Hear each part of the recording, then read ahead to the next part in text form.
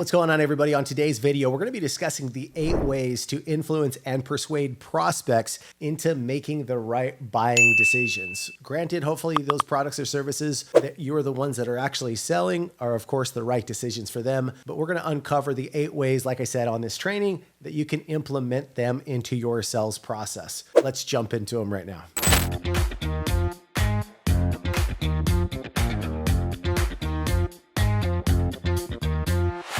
Okay, you guys, so before we jump into these 8 things, I just wanted to give you a little bit of background. I've always been really fascinated with the way that people think and why people make certain decisions in business and in life, and why they purchase certain products from whether I'm selling it or one of my teams are actually selling it or not. So I've always been fascinated with the way that the mind actually thinks. And so when we talk about persuasion and we talk about influence, there's kind of 2 sides to this. This has got to come from a place of wanting to do right by the customer, wanting to be able to put them in the best possible situation, and wanting to actually serve them. I think sometimes persuasion and influence, or persuasion particularly, can have kind of a bad connotation, because the reality is there's good and there's bad type of persuasion. But I've always been fascinated or frustrated when I know that I can actually help somebody and I'm not actually helping them overcome their limiting beliefs in taking action towards their goals in actually purchasing. To me, that's super frustrating, and I've always been a big student of diving in and understanding how that process actually works. So I'm really excited to be able to go through the 8 ways that I have used, or 8 ways that I've come up with, that you can focus on and think about while you're actually going through your sales process,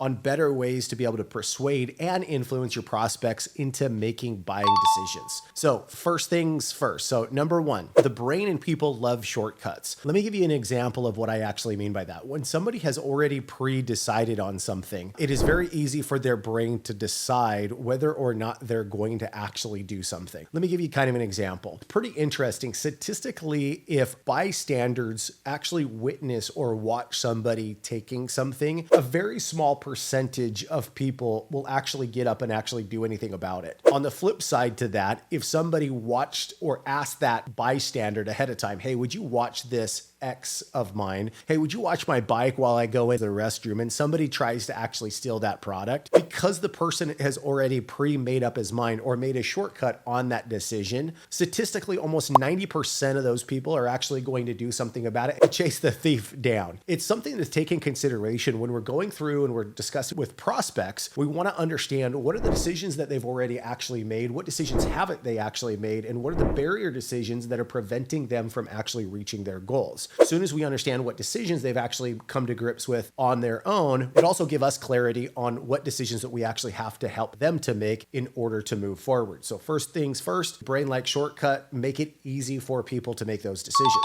All right, you guys, so number 2, we are hardwired to reciprocate, okay? So we're hardwired. When you give something to somebody, you are most likely to receive something actually back. So let me give you kind of some interesting, there's all kinds of studies and data on this. When people, waiters would actually give a mint to somebody versus, not giving mint, what actually ended up happening from a tip standpoint. When you give something to somebody, you're going to get reciprocity back. It's just the way that our minds are actually thought. So think of it like this. If you're selling high ticket coaching consulting, or agency owners, go into the conversation with the spirit of, how can I actually give value? How can I actually give them meat and potatoes as to what the prospect actually needs to do in order to improve their life, their business, whatever it actually may be. So one of the things that I always make a point to doing is really educating them on specific things that they need to be focusing on. I also tailor that into the fact that we're going to be helping them to do it, but I give them actionable items walking away from the sales conversation, knowing specific things that they can do to improve their life or their business, depending on the product or service that I'm actually selling. This way, they're more likely to say, hey, this guy gave me something. He wants to help. I want to reciprocate. I want to work with this person. Third thing that I want to discuss is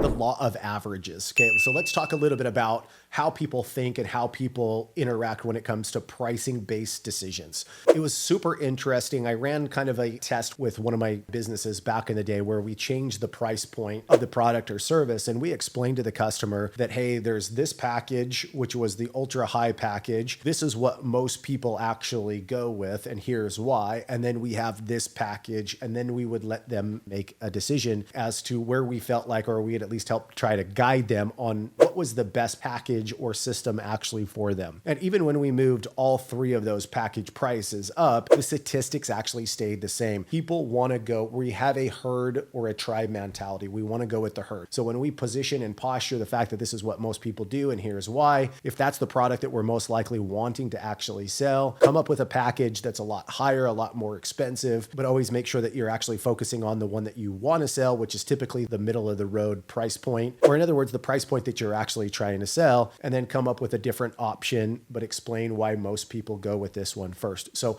human psychology, you guys, we're talking about influence, we're talking about persuasion today on this training. So kind of remember when you're putting together coaches, especially coaches, consultants, or even agency owners for that matter, as you're putting together your packages, just kind of remember, what is it that I'm actually trying to accomplish as a business owner? What are the packages that I'm wanting to actually sell? And just make sure that you have additional packages that explain the reason why most people go with X. It's human nature. I'm not a psychologist, but the statistics are pretty crazy. Most people will continue to do what everybody else is actually doing from a buying psychology standpoint. All right, you guys. So number 4, let's talk about the power of scarcity. I like to actually call it ethical scarcity when I teach sales reps or business owners. What most business owners don't realize is that inside of their business, they actually have a component of scarcity. They don't know how to articulate it. And a lot of the times they stay away from articulating the scarcity component of their business because they feel weird. They feel like it's coming from kind of a funny place.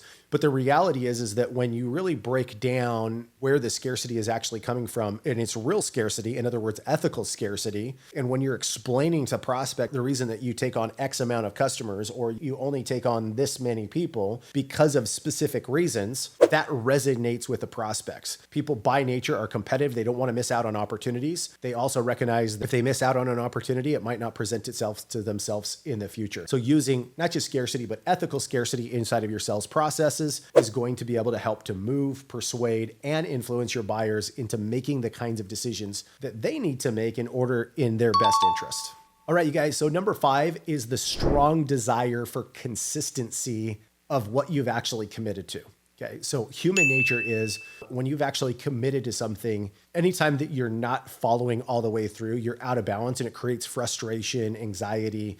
It candidly makes you mad. So one of the most important things inside of the sales process, whether you're selling high ticket coaching, consulting, or agency services, is really to make sure that you're on the same page with the prospect as to what they've actually committed to already or what they're committed to doing in order to actually see their goals through. Once somebody commits to the energy, the effort, the time aspect, financial aspect, and them actually pulling out their credit card or their payment information and actually purchasing something. It's very simple and easy as long as they've actually bought in on all of the other commitment aspects. It's human nature that we want to stay consistent with what we've actually said or committed to. Okay, you guys, so number 7, social proof is a very, very important component to persuasion and influence, especially when it comes to when somebody else can actually see themselves. So when people can see the fact that other people are succeeding or accomplishing certain things, the reason why they're obviously so impactful into people's buying decisions is because they know that if other people are succeeding, they can easily say to themselves, hey, why not me? Now, number 8 goes along with using case studies or testimonials, which is making sure that those case studies or testimonials are in line with who that individual is. So age, where they're from, all of those kind of different demographic components. Anytime somebody can see themselves in other people, as far as case studies or testimonials, the likelihood of persuading them or them moving forward is that much greater. You guys, hopefully you've taken these 8 things. If you have any questions, please comment below inside of the question marks. Like always, follow us. Love for you to be able to ask more comments and go ahead and smash the like button. We will talk with you guys soon.